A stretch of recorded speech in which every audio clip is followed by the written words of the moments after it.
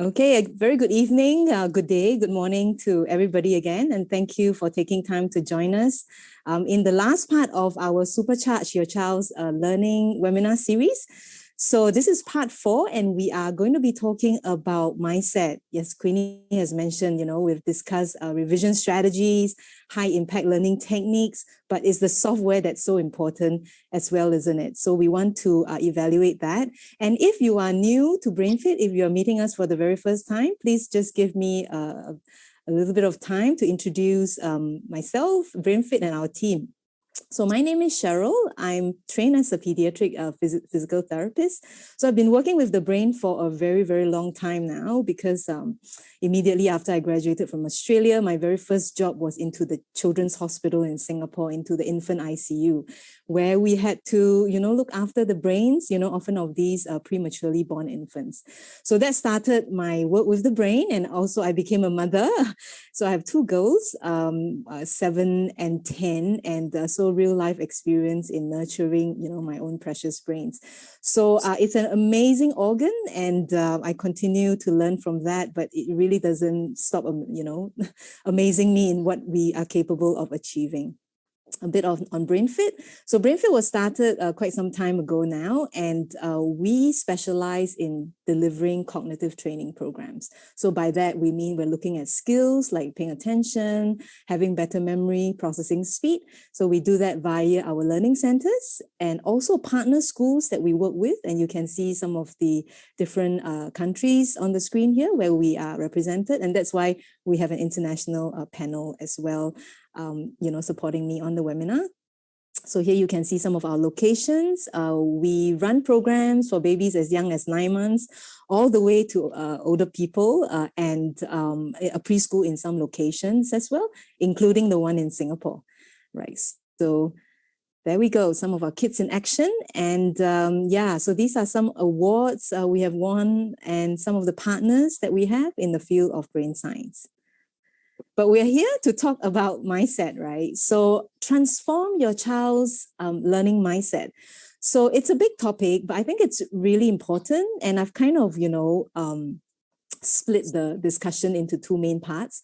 One would be to understand mindset. And the second bit would be to talk about strategies. Obviously, that's the important takeaway. What can we do, knowing what we know? And so let's get started with understanding mindset. And I actually have a question to get us going, right? So, okay, sorry, I'm just, okay. What shapes your mindset, nature or nurture? The chat is on. Can we have a bit of participation from everybody? It's just nice to hear, what people think about in this, around this topic. So if you have a child, nurture. Thank you, Belinda. Thank you. Can be both. Rachel, thank you. All right. Yeah, both nurture. Okay. So we get a bit of nurture, both nature and nurture, both. Okay. So most people thinking that it's both. Thank you. Yeah. Okay. Thanks, everyone. It's always nice to get participation, and I know I always say that, but it's real. Otherwise, it feels very one-sided. Thank you, Vivian and Carrie and Aisha and Juliet. Again, welcome. Right. And it is probably both. So we want to understand that, but also, get a little bit of a deeper dive into, before we go into strategies. So to define it, it would be a set of beliefs, thinking, and attitude that determines your outlook and behaviors. So we behave, right? So there's an overt external behavior that we are seeing from our children, right? Whether they're interested in learning or maybe not, right? Motivation and all that. But there are certain drivers that we do not see, right? So we talk about achievement in the previous webinars where, you can have better techniques to help them. How do you revise? How do you space out? There's better strategies to have long-term retention than others. Right. So that's all coming from learning achievement from different angles. I think they're all important, but certainly this attitude that we don't see is really important as well, because that is a big push, or an energy source that's driving our children one way or the other, right? And certainly if it's the other way where they're not interested or they are negative about learning, then it becomes challenging, So I think it's very abstract, right? So when we talk about some of these cognitive skills, so I think it's always helpful to make it as concrete as possible. And I'm going to concretize, this attitude, this abstract thinking in our mind through self-talk. So it's very much, and I think it reflects that as well. So that attitude, what is that attitude? How do we find it, right? So I think if you can trace it a little bit more, a little bit deeper, into the conversations that are going on in the mind, and certainly a lot of research is going on in that direction. All right. So we call that self-talk. So we all have these conscious or unconscious conversations that's going on, right? And the content varies. And the content very much reflects the outlook, right? And then it then drives the behaviors, all right, into something that's more observable. But quietly, inaudibly, right, there's chatter, there is conversations and talk that is going on in our minds, right? That's shaping that outlook. Okay, so conversation is going on, and we have the self-talk.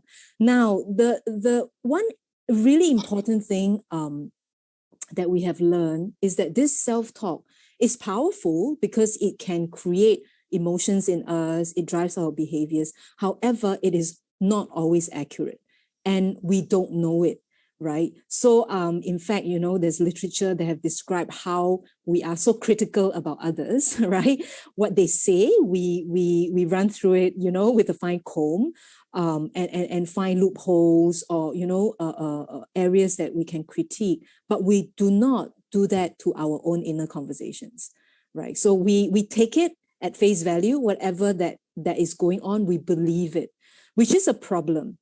Right, because I think these discoveries are important because it impacts how then can we design or come up with realistic strategies to make this change, right? To shape this thing, this attitude that's going on. So one important discovery is that it's not always accurate, and it's come from not very recent studies, but some studies. For example, I think this is quite evident in people who suffer from anorexia, right? So researchers have seen that people, perhaps these individuals with some body image issues, so they've seen them walk through the door and they actually turn their body sideways to get in through the door, although their body is perfectly able to walk through, without excess weight. But certainly there is a conversation, there's a narrative or an impression or a perception to the individual that they're a lot bigger than what's real, right? So it basically goes to show from experiments like this that whatever we may perceive or believe, in the narrative that's being going on a daily basis, might not be true at all, right? From the physical angle of how you might view yourself to your own abilities, something less visible, but maybe how are you as a learner, right? Children who are having very negative judgments on themselves, as being, inadequate and all that. So this is important. And we want to raise these to everyone, including the children. So we'll talk a little bit more on the strategies, because if it's inaccurate, we want to call it out, yeah? Especially inaccurate negative ones. But obviously, inaccurate positive ones means you're in la la land, right? Overconfidence. You think everything is great when things are not, right? So it can go the opposite way as well, where your mindset might be extremely positive, but it's not real, right? So that itself is an issue as well. Okay, so but we know from research that these conversations going on all the time, consciously and mostly unconsciously, and they are not always accurate. Some are not. So Carol Dweck, with her research, from Stanford, looked at very successful people. Right, her original hypothesis was that why are the top students not ending up as the CEOs and these great leaders? It was actually some of these average students, perhaps in college, right? So it was puzzling to her because obviously the top students had a lot going for them. They're obviously bright, they're great learners. But why did some of them not make it to the top? Whereas others who may not be as capable intellectually or cognitively, they went further. So that got her into this whole area of these inner conversations, this inner attitude that's driving us towards success or away, right? So she found that even at the point, at the pinnacle, right, where you're topping school, right, at the tertiary level, there are people who have more positive mindsets than others, right? So it's not related to the reality of how capable you are as a student, because she sees negative or fixed mindsets in the most successful students, which is really her curiosity. Why did they not go on to succeed in life? So she found that whatever capabilities you have, right, people can end up with having conversations that believe in their natural ability to grow, to develop, to become better. And there are also other people who think that they are not capable of that, that whatever they are able to deliver right now shows the limits of where they are, right? So failure is the limit of my abilities, for example. Some of these conversations that might be there. Sorry, I'm just going to pull this off my screen. Yeah, so failure, whereas, is an opportunity to grow, right? I fail, okay, something I don't know, I'm going to work on it, right? So there's two different ways of tackling, the same issue that's happening, which is failure, right? So two types of conversations that's happening in different individuals' minds. And that then drives behaviors, because obviously if you think that failure, or mistake shows that, you have an opportunity, then you work for it. Whereas if you think that failure is the limit, you stop, right? So there's very real consequence from these inner conversations that's going on. All right. So that's the birth of mindset, and she taught us how important it is that we drive our children towards a growth mindset, and at least be aware of that, right? Of what's going on. Okay. And so we've learned a lot from that, and also from Carol Dweck's work, that if a person believes that they have the opportunity to grow, to become better, right, then that makes them put in the effort. So these people actually work hard, right? They have a goal that's towards tackling, that gain that they're aspiring for, or to defeat the failure that they're experiencing, because they know that, with effort, with learning, with hard work, perseverance, you can get over some of these weaknesses. So learning becomes the goal, and the person's behavior changes according to that belief, and therefore it drives them towards higher achievement. And that was why her conclusion was that was why kids who may not necessarily have been the top students, went further, because they work harder. They gave up later, right? They pushed themselves. They were more resilient, right? So resilient is the other term, grit, right? They press on when their peers may have given up, right? Because of this inner narrative. So it is very important. It's a huge source of energy, I think, internal energy, or also a drain, right? For that matter, if it's not happening, right? Or if you have conversations that's kind of like directing you the other way. So it can be a powerful source one way or the other, right? Towards or away from learning and achievement. So this bit tries to answer some of the questions. The earlier question that I had, earlier, whether it's nature or nurture. And you're right, it's a lot of you are right in that it's probably both, right? So the research says that it's very heavy nurture, right? But I think it's both. Yeah. So we develop our mindsets through our interactions with our environment. So it depends. Like we say that, you work hard and you can succeed. The child works hard and then he fails again, right? It's got to be real as well. I think that's the challenge, right? Mindset on its own, without concrete evidence, I think it's weak, right? I mean, you cannot tell someone to believe in something that is not real in their lives. That you tell me, oh, Cheryl, you can fly if you believe it, but I can't, right? I will fall down, right? So I think that shapes that conversation, right? It's not true. Whatever you tell me to believe, mistakes are good. No, I cannot overcome it. So I think we can never discuss any one thing in isolation. In our previous webinar, we talk about, before you can even apply high impact strategies. You must learn first, right? So we talk about the different cognitive skills. You need to pay attention before information can even come in. And some children do have very real struggles, right? And that's why they have a grade that is demoralizing. So mindset alone then I think becomes insufficient, right? To show them that you can grow. So we really need to see it from different points of view. But obviously, by itself, it's a very, very powerful narrative, right? But this narrative is formed by what's happening on the ground that we experience on a daily basis. So there's some reality to that, obviously, right? And number two, it comes from the messages that we hear from people.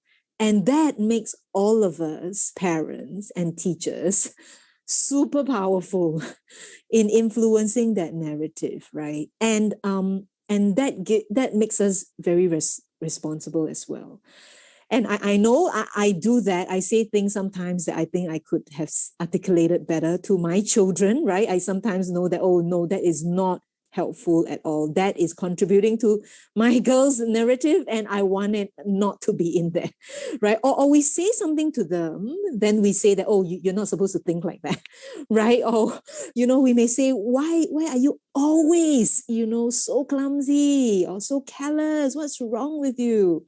And then we say, of course, you don't think anything is wrong with you. You shouldn't be thinking that, right? So I think this is a part that we constantly check ourselves. So it's nice, I think, that we get together in a setting like that to remind ourselves, right? We're all not perfect, right? But we try. So we get together, and again, I do this set of slides, and I tell myself I can be a better parent tomorrow. Okay, so and we all do that, and it's fine. I think the key is that we try.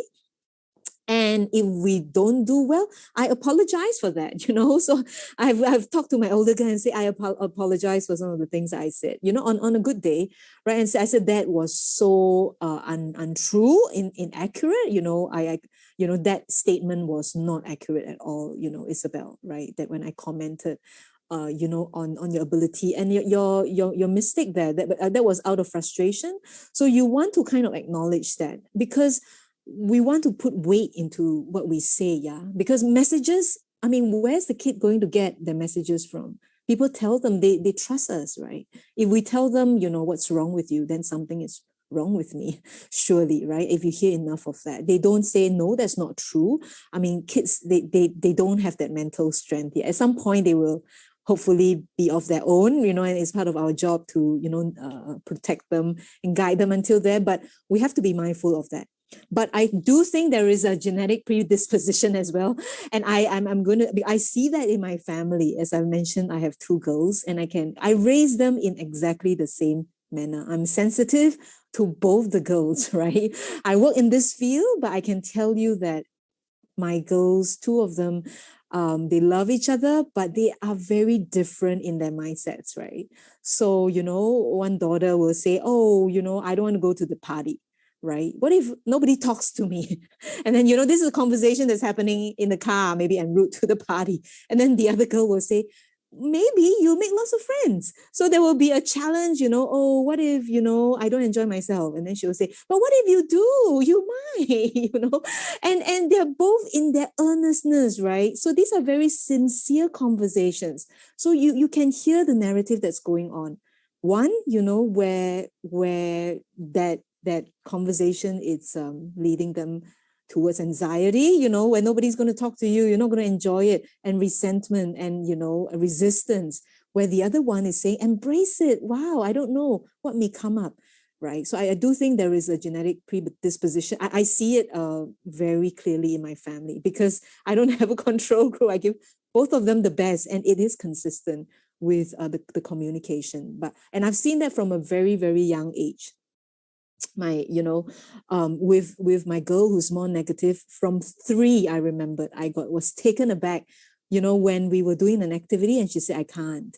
Before she tried, I can't, mommy. And I'm like, but you haven't tried yet. And she says, but I can't. And I said, but you haven't tried yet. So then it was hitting me like, oh my goodness, right? I think I have a pretty, positive growth mindset. But then I knew that, okay, I have mindset work, cut out for me now. I have to reshape it, right? So yeah, that's when all the strategies come in, right? Okay. And of course, before we go into the strategies, the other thing that research has informed us is that fortunately, right, we can shape this narrative, right? It's not fixed. It's not easy though. It's not easy the older they are, because brain wiring is like that, right? Brain wiring is like, it's like, if you have spent, because the brain networks are formed by repetition. So if you have repeated negative fixed thoughts, then these pathways are pretty robust. If you're thinking that every day, what's wrong with me? I'm not good, right? So then it takes effort to kind of unlink them and rewire another pathway, right, of a different narrative. And so obviously then we want to start right with our little ones, right? Because you want the correct messages to be laid down. So, which is why the early years are so precious, because you can lay down these connections, and if they are repeatedly used, they serve our children well, well into the years in the future. But on the other hand, if we have undesirable networks that are laid down over time, they can become more and more stubborn, harder and harder to change, right? Old habits are hard to change, right? That's why we say that. But it is possible. And I think it's an effort that we must not give up, just because of the sheer power it has in driving our actions, right? And our attitudes. So I think it's something that no matter how old your child may be, and you think that, oh, it's just too late, that's just the way they are, I think that I wouldn't, encourage that approach, right? I think we should say, and that reflects our own growth mindset, that no, we're going to attempt to change it, right? Just because it's got so much power, and we want to harness positive power, more than having to be, burdened by this negativity through the rest of the lives, right? So let's get into strategies. Yeah. So with all these background knowledge, then what are the concrete steps that we can take, towards change? Okay, so I'm going to share five, 1, 2, 3, 4, 5. Yeah, five. And certainly there are more, but I think, with the limitation of time, I can only pick up what I think might be more impactful and maybe easier to implement.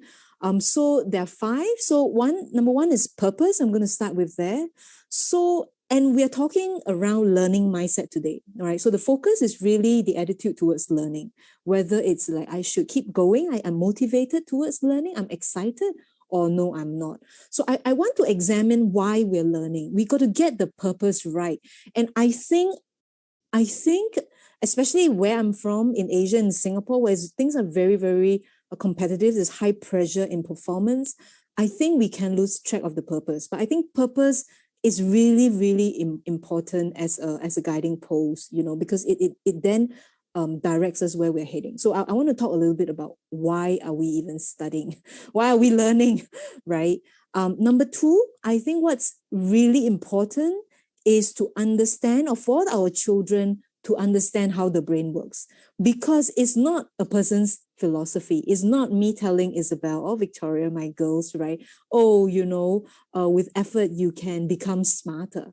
It's not. I want to show them the science. It's biology, right? In fact, I think that the school should have a whole chapter on the brain, because the biology tells us that the brain is an organ of use. It's like our heart. If you do physical exercises, can your heart reshape itself to protect you from heart disease? Yes, it can become fitter. The way we're understanding our brain now is an organ of use, a bit like the heart, right? Where with repetition, right, we can build networks that was not otherwise there before, be it attention, be it intelligence, problem solving, critical thinking, creative thinking, right? We can build that. Not easy, right? But it's definitely possible. Easier when you're younger. Again, right? The younger years has a huge brain advantage. But I think understanding biology rather than theory or philosophy of somebody's belief, right? Mummy's belief, or what I think, opinion, right? I think that is certainly more impactful. And the third is to track track, what do we track? We track growth to again present evidence that this is real, because a lot of times we are working against a false narrative, right? That's telling the child, is judging the child, and telling them that whatever they do is not going to make a difference, right? Maybe because they're not seeing the grades yet, right? And so it's very real to them. They have those evidence. We got to present evidence of growth, right? If we want this narrative to stick.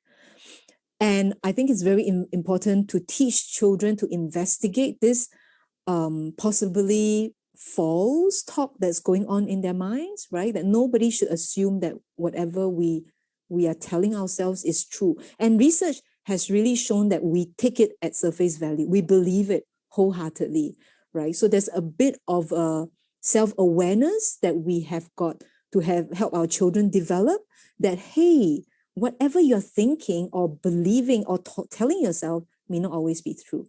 And of course, finally, we want to reframe, right? We want to change that negative narrative, into a more positive one. So let's look at each one a little bit more in detail. Now, the purpose, right?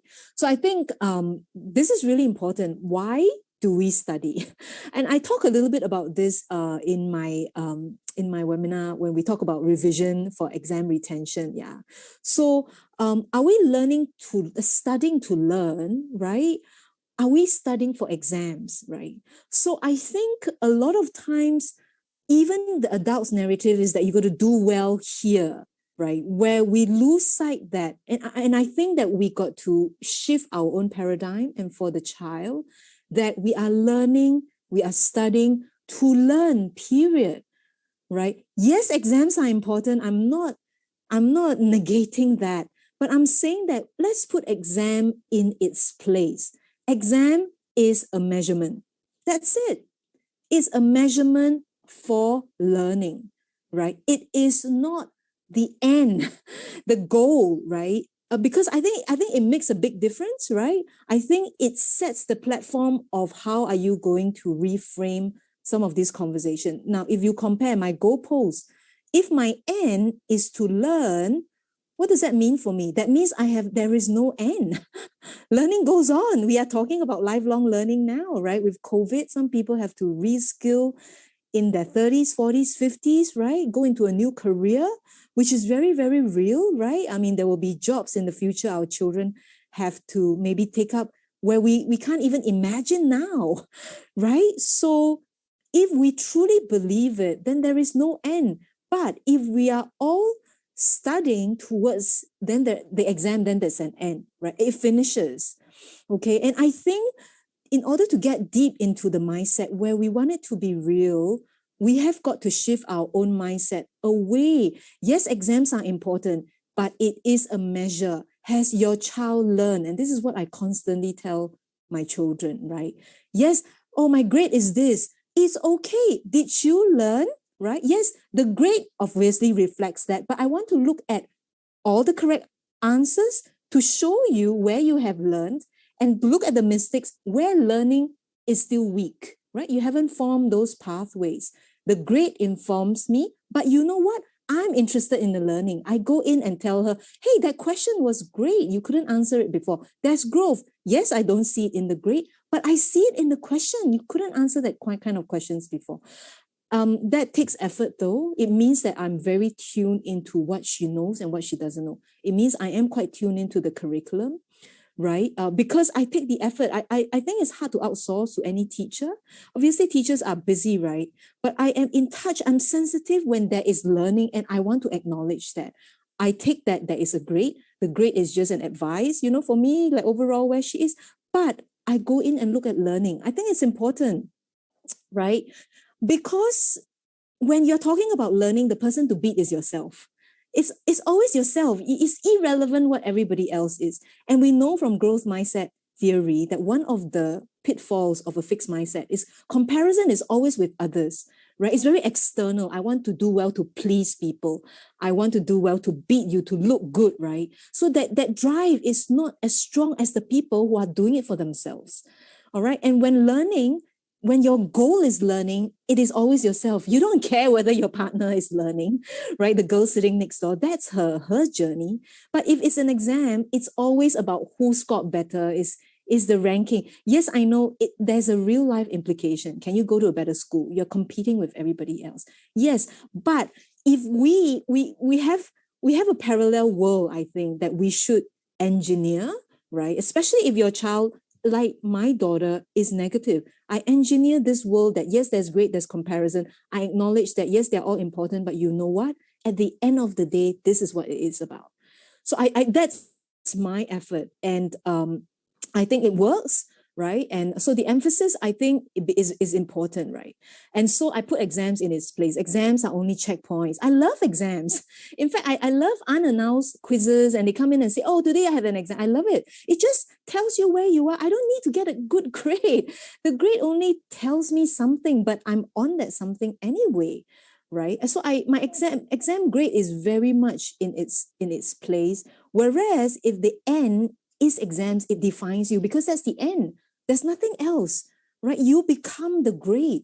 And it is scary. The moment you think that I don't think I can get a better grade, you go and say, I don't want to try anymore. Right. So I think purpose is really, really important. And I think in a very competitive society, where I think grade is easier, where we just look at the mark to say how you're doing, how are you as a person. I think it's easy, but I don't think it helps with what we're trying to do here, to have the energy, right? In the inner energy to drive our children. Okay. And I think this part is from my earlier talk. Your strategies become very different, whether you're studying to learn or studying for an exam. Because if you're studying to learn, you are looking at long-term retention strategies, right? If you're studying to ace an exam, it tends to be very short-term. Cramming. I'm going to get all this cram in. Cramming can work, as I've mentioned. It is very short-term. If you cram, you have a good short-term memory, it can give you an A, right? If the question comes out, sure, right? I use that, right? When I was a kid in school, I used that and I was quite proud of it, right? But 2 weeks later, I forget. I've forgotten everything.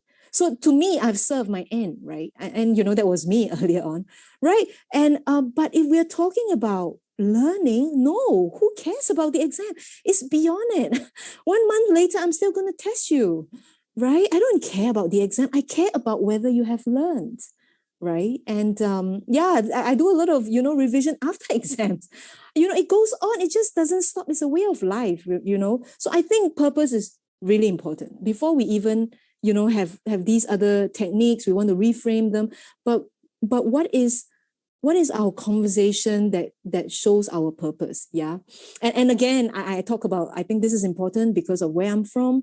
I'm, from in Singapore, grades are pretty important, right? Everyone is worried about, our grades. It defines us, and it should not be, especially if we are dealing with mindset, especially if we want to talk about, look, you should learn and you should have a growth mindset and want to keep learning. All right. Now, second point, understand how the brain works. This is biology. Okay. Why it is wrong to say that I cannot do better? It's wrong because you can build a network in the brain through repetition. There is a science behind that. Building the brain is like building the body. You need to lift mental weights. It just need to be the right direction. You can improve memory.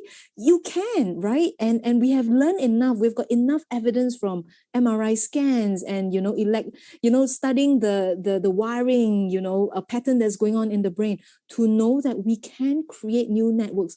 We can become smarter and better. It's not a cliche. It's not just a feel-good statement. It is real. It is biology, right? So we want to explain to the children, right? Our brain is an organ that can be strengthened and improved. Like we exercise the heart, likewise, we can exercise the brain, right? It's just that we may not know how to, right? Or we may not have done the right thing, right? And we got to learn how the brain learns, right? That's why we talk about strategies and the techniques. What is more brain friendly? What really doesn't work, right? And like some of the rereading, it doesn't work. It doesn't push information into long term. So can you imagine if a child just read and read and read, and then they go and take a test, and then they don't do well? Again, it shows them that no, your brain cannot learn. No, that's why I think it's important to understand the brain.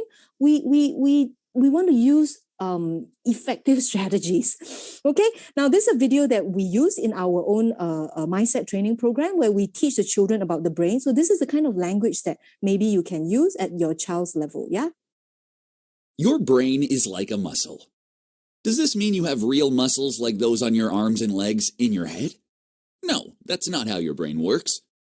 Your brain is made up of billions of brain cells called neurons. Neurons are different from muscle cells, so you do not have muscles like those on your arms and legs in your head. Your brain is like a muscle because it can grow and strengthen with exercise, practice, and doing challenging things.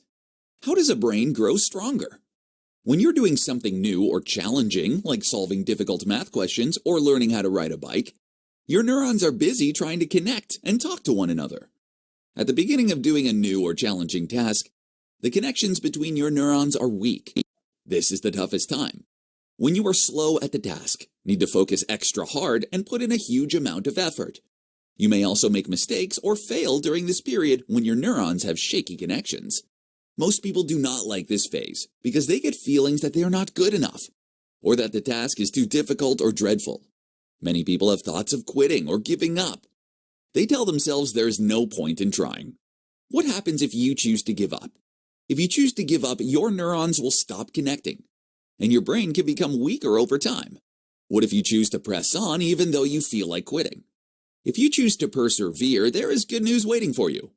Over time, with repeated practice and exercise, the connections between your neurons will run faster and more steadily. When that happens, you will find the task to be easier and more interesting. A strong brain has many strongly connected neurons. It is these strong connections that make you smarter and more capable. Wait a minute. Can you actually become smarter and more capable? Absolutely. Remember, your brain is like a muscle. If you put in the effort and practice, you can definitely make it stronger, faster, and smarter. Yeah. Okay. So just going into the science of it, I think that's useful. To also, kind of have the evidence, against that perhaps fixed belief that, whatever they have, whatever they are now, it's who they will be, right? So no, there's always hope to change. Yeah. So I think that's the best part, about working with the brain, right? It's a real message of hope, but it's not an empty message of hope. It's real. Okay. Now, the next bit, would be again to find evidence. So we want to track and validate growth, right? Acknowledge that. So, so one simple thing that we can do, if you are doing, homework, you might have a booklet, right? I mean, of course, you have these exercise books, right? But if you are doing maybe spelling tests at home, right? Rather than using loose sheets of paper, right? It's always good because you want to be able to compare where you were. All these words you didn't know at the beginning of the year, you know what? You know them now. So you have a record, right? So for kids who always say that I just can't do it, you bring them back. Look, you didn't think you could spell this word at the beginning, right? But look where you are now. So again, for kids who are quite fixed in this, especially if they have a strong genetic predisposition, it really takes effort. It is not something that we can change overnight. Now, this is the other thing that we need to know. So it's a work in progress, right? So we have to have a huge dose of patience. And I take every opportunity that I have, to counter that narrative, that's going on in my daughter's mind, right?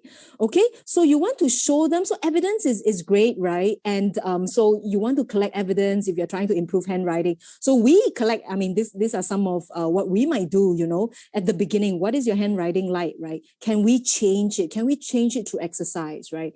And, if you're doing, you're writing like that because we need to improve your ability to look at left and right, for example. Now you do these left-right exercises for me. Hey, I can see that you're not confused anymore. So you can then make the brain very real for them. Then it becomes that, okay, a mistake, right, or a flaw just need the right strategy. Okay, we're missing a strategy there rather than that, that's me, right? I am like that. So I think that's the crux, if you ask me, about reframing. Yeah, and if we want to get to the bottom, it's about making it real for the child that I can see the growth. If you want to tell me I can fly, you got to give me some wings. All right, you got to have it somewhere that I can experience that I can see that. And then I think that mindset shifts a lot easier or faster. Okay. Or, be it untidy handwriting. I mean, I'm using handwriting because you can show it, right? Obviously, you want to talk about paying attention. You previously could only sit through 5 questions. You know what? You're at 10. My gosh, you've doubled. Not enough, but we are at 10. Hello, we got to get to 50. Okay, but we are acknowledging your growth, your effort, right? So I think the sensitivity to our child becomes important, right? And we want to find them the right strategies as much as possible and be very explicit in shining the light that if you did this, it leads there. Okay. So that's the part about so we have talked about the purpose. I think purpose is really important because that kinds of anchor the entire conversation and sets us in our learning mode, right? And then we talk about understanding the brain from a biological a point of view, right? That means facts, right? That it is not true that they are stuck in where they are, right? Things can change. And then finding evidence to support that in their real life. Because I can tell you, even at the biological level, you will still have the kids saying, other people's brains are fine, but my brain is not like that. We have pushback. It's real. The kids will have an argument to validate their own negative conversation, you see. And the brain may be like that, just not my brain. Then that's when validation and growth tracking and sensitive observation becomes very important, where I'm going to tell you that I'm going to show you you're wrong, and this is because you're wrong, right? Which is great because we live in a society, we tend to pick our children, catch them doing bad, right? Oftentimes we're telling them that's wrong, they're not doing this right, we're correcting them. We got to get into the habit of catch them doing good, catch them growing, right? More than just good, I want to catch growth. I want to catch growth at every opportunity that I can for a child who's telling me all this negative narrative, because I'm going to push back, right? This is no longer a theory. This is you. This is me showing you about you, right? Your mind's not telling you the right thing. I'm showing you what I'm seeing. So then I think it shifts, right? Even our interactions with our children. Yeah. So I think the validation, each one of this is important, but we are building it towards the whole reframing that the child is able to initiate themselves. Okay. Then we want to teach the child, apart from, the first 3 points, to investigate, right? Because this self-talk is not always accurate. And you want to give them examples. Yeah. And again, I'm going to show you another video, right? And where again, the language that we might use with the children, where we are talking about some of these, perhaps quite abstract or big terms, right? So this is another video that talks about what's going on with your inner conversations and how you need to be aware of it and how they might not always be accurate. Yeah. I'm going to tell you a secret. Did you know that everybody has a hidden radio playing inside their head all the time? Some people call this radio their self-talk. Like a news broadcaster, this radio doesn't stop. When your neighbor Jill did not wave back to you this morning on her way to school, the radio in your mind raised the alarm that she is being rude to you. When you accidentally trip, it reminded you that you must be the most clumsy student in class. Besides talking nonstop, did you know that your self-talk is often giving you inaccurate messages? Like in the case of Jill, she wasn't being rude to you. She didn't wave back because she did not see you wave to her at all. She was busy practicing for her spelling test. Because your radio didn't know that, it simply made up an untrue message, making you feel angry with her all morning. How silly is that? In fact, every time your radio tells you that you will never make it no matter how hard you try, or that the mistake you made shows just how lousy you are, or that you are more likely to mess up than do well before you even try, don't believe any of that blindly. Your brain is like a muscle, so if you focus and practice hard on any task, can you do it better? Of course. Although a mistake can make you feel like a loser, it is actually trying to tell you where you need to work on. Mistakes are always there to help you improve. If Thomas Edison did not make 1,000 mistakes, he would not have learned enough to succeed in creating the light bulb. And how is it possible for anyone to know that they would mess up before they even try? Now that you know the secrets of your self-talking radio, remember to never believe every thought that comes into your mind. When dealing with your self-talk, you need to behave like a detective and investigate each message fully before you let any fake news get into your head. Right. So this point about investigating your self-talk, actually, it's a good advice for adults as well, for anyone, right? But I mean, we want to teach the children early, right? But certainly it can be applied to, all of us, right? If you have the tendency, maybe in a certain aspect of your life. And remember, your mindset need not be universal. You could be, having a quite a positive growth attitude, towards one aspect of your life, but then quite stuck and fixed towards another aspect, right? So, and again, then we want to challenge ourselves, right? And also teach our children to do that, especially when, to have that meta awareness, right? That the awareness of their own mind of what's going on, right? And to challenge that conversation. So, for example, one exercise that maybe you can do, take a sheet of paper and then split into two columns, right? So if you have the negative conversations that's going on, you have your child write out, So a child that says, or if you hear the child say that I'm useless, I'm just useless, right? Now, is that accurate? So again, we don't judge, right? We are just being objective. We are being not judgmental, but finding evidence. Okay, so we're scientific, we're objective about that. So if you say that you're useless, but you have so many friends, but your friends love you, I mean, there is some value, your friends are appreciating and enjoying that friendship, for example, that cannot be true, that narrative, right? Okay, or it might be that, okay, you might have to reframe, you're useless, I mean, we're talking about a child not doing very well in their learning, perhaps in this particular subject, but you know what, when you learn that, you are so fast. It is this task that is creating challenges for you. Then we tackle the task.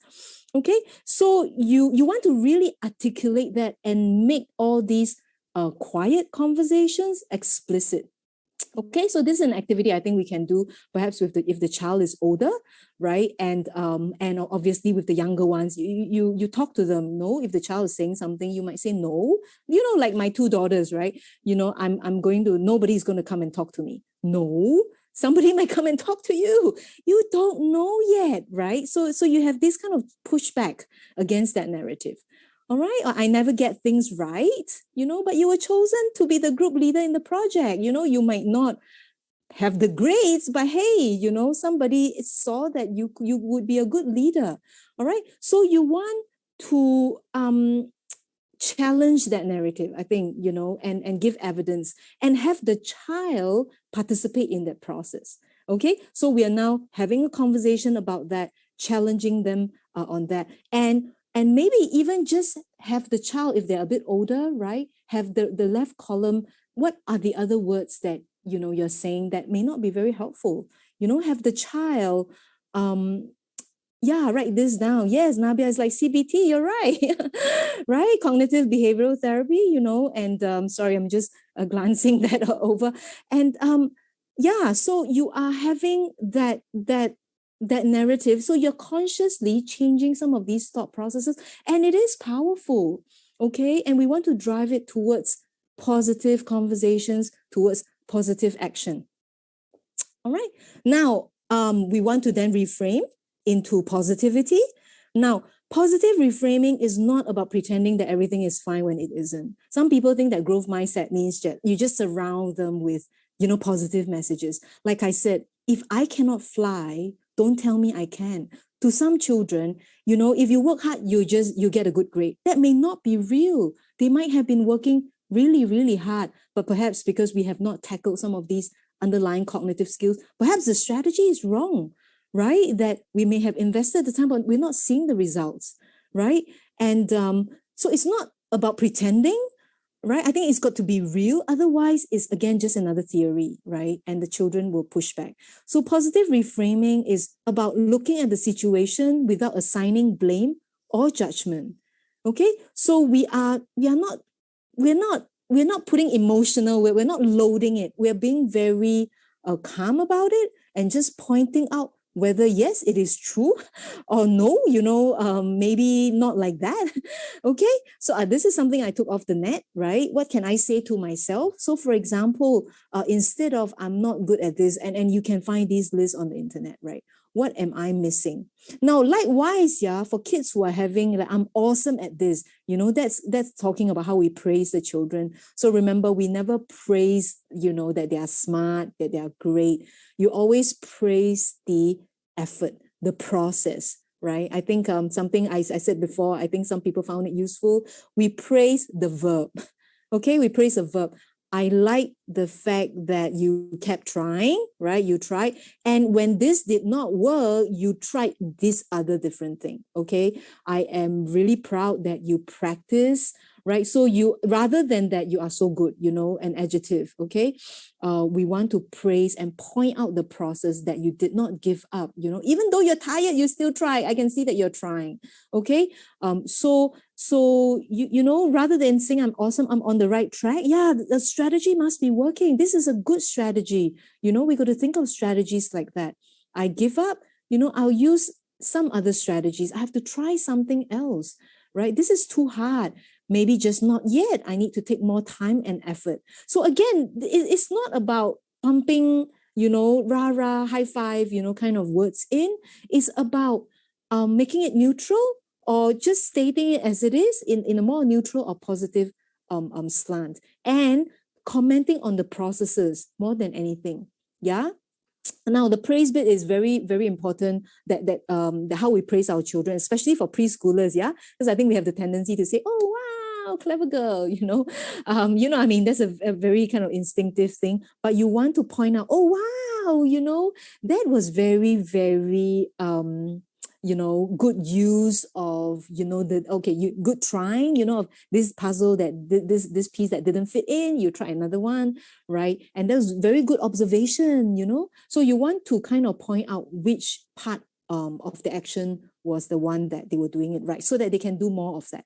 Okay, I can't make this any better. No, that's not true. I can always improve, right? When they say can't, cannot, never, it's not right, because the brain can change, right? I just can't do math. I'm going to train my brain in math, right? I made a mistake. Mistakes help me to learn, right? Mistakes is a friendly torchlight. She's so smart, I'll never be that smart, right? I'm going to figure out, okay? We just haven't gotten the right technique or strategy yet. It's good enough, right? Is it really my best work? And this is really important. Yeah, it goes back to the purpose again, right? Some children, I've done enough. I know this already. I know enough for the exam, right? But is it your best, right? Can you push yourself a bit more? I mean, beyond exams, okay? That's really when our end is way further, right? We're going to push ourselves because we want to beat our old self. Yeah. Plan A didn't work, right? So good thing that the alphabet has 25 more alphabets, right? We have plan B, plan C, plan D, C, D, etc. Okay, so you can do some of this. Now, a few other pointers for reframing. When the child has negative thoughts, this is really quite interesting, right? You can use your own name. So instead of I can't, so instead of it is all my fault, I have trouble paying attention, say it is Cheryl's fault, me, okay, your name, right? Cheryl has trouble paying attention. Get the child to articulate that. Why? Because psychology, I mean, the research shows that we're able to distance, number one, better, right? And number two, we don't usually, when we call somebody's name, we're used to it being a third party, somebody else. And you would never criticize our friend the way we criticize ourselves. Never. We're a lot gentler for others, but we're very harsh on ourselves. We use words like useless, you're a loser. We don't use it on others. That's why research, and this is proven, yeah, by the person having to articulate their name, they were in fact a lot gentler, right? I have a quick video here, right? This is actually LeBron James, our top basketballer, and him reframing using his own name, right? It's just very short. Just know, but I got to ask you about, apparently I'm being told by producers that in Cleveland now, there were places where they were burning your jersey. I don't know if this comes in theirs. We've got some video of it right now. You surprised by this? Or just as you look, if you can see that image, how do you feel about it? Well, I mean, listen. I can't get involved in that. One thing that I didn't want to do is make an emotional decision. And I wanted to do what was best, for LeBron James and what LeBron James is going to do to make him happy. Right. I want to do the best for LeBron James, which is himself. right? I want to do what will make LeBron James happy, right? Where the judgment is less, right? When we articulate in a third party, using our own name rather than the I, or you can use you as well. But I think the name, using your own name is good, right? Especially if they're labeling. So articulate that, right? So I just can't focus, right? Isabel cannot focus, right? I mean, using the name. Okay, now the other point would be saying is believing. There's a saying is believing effect where if we articulate certain statements, we tend to believe it more. Okay, so the advice is that we reaffirm the positive statements, or have the child using their own words. So have them actually physically articulating, expressing it out in an audible way, or advocating for it using their own personal experience, right? Such as perhaps write a message of encouragement to someone else, right? Because they are gentler, we are kinder, right? And use your own experience, right? Don't give up. Something happened to me. I did not give up. Therefore, I am more successful now. Okay, so when we articulate, when we use, not use personal pronouns, but use your own name, some of these strategies in the reframing process, seem to be a bit more successful. All right, but I think it all needs to come together, yeah? So, and the final words before we wrap up, positive self-reflection and encouraging self-talk does not happen overnight, all right? This is really from research. It's changing the thought by thought, okay? One thought by one thought. So these are skills that require constant practice. So please persevere, all right? So you adopt the growth mindset yourself. Don't give up on your child, even if it is challenging, right? So use some of these strategies and see if it can lead you to bigger success. And of course, I want to end off with what's your strategy, right? I've run out of time. I haven't even taken questions. But great if any one of you can share on the chat, as we wrap up, some of your personal strategies that have worked for you, for the rest of the audience. I think we'll appreciate that. So just to summarize, so to understand mindset, it is a set of beliefs, thinking, and attitude that determines our outlooks. And because it drives behaviors, it's potent, not always accurate. That's the problem, right? It's a product of experiences and interactions with the environment that makes the people in the child's environment really important and powerful. It is changeable, fortunately. And we talk about the 5, strategies. So are we studying to learn or for exams? I think that's the anchor, yeah? And then go on to understand the brain, as an organ of use, track growth to see real evidence of improvement, right? Investigate, right? Your self-talk, especially if they're unhelpful conversations, right? Check, are they accurate, right? Have them, being written down. And then in reframing, express the positive statements in audible voice or have it written down.